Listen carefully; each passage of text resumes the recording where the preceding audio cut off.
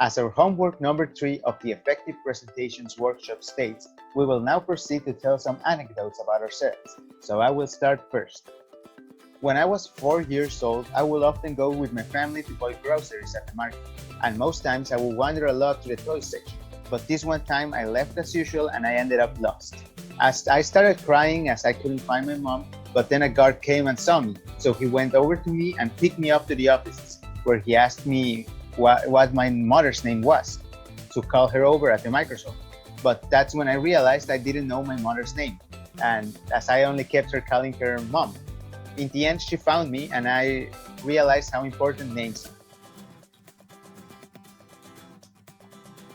When I was 5 years old, I really hated the seatbelts because the top of the part passed across my head.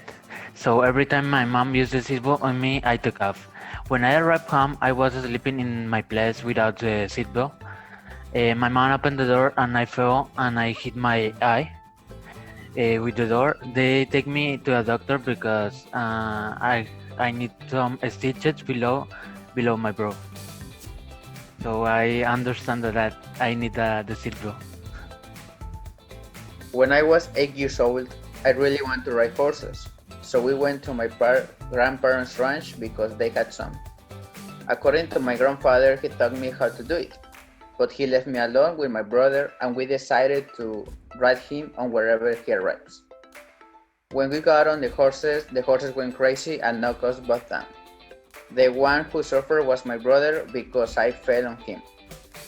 And that was the anecdote.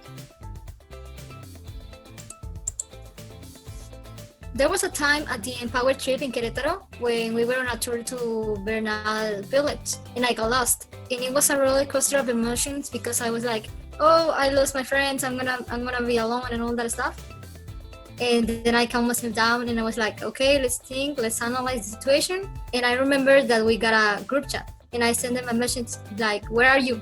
And then send me another back with a picture of them saying, we are at the top of the mountain. And I could see all the city and just then like taking a selfie. And then I was like, okay, I can stay here and wait for them, or I can just climb the mountain and meet them at the top.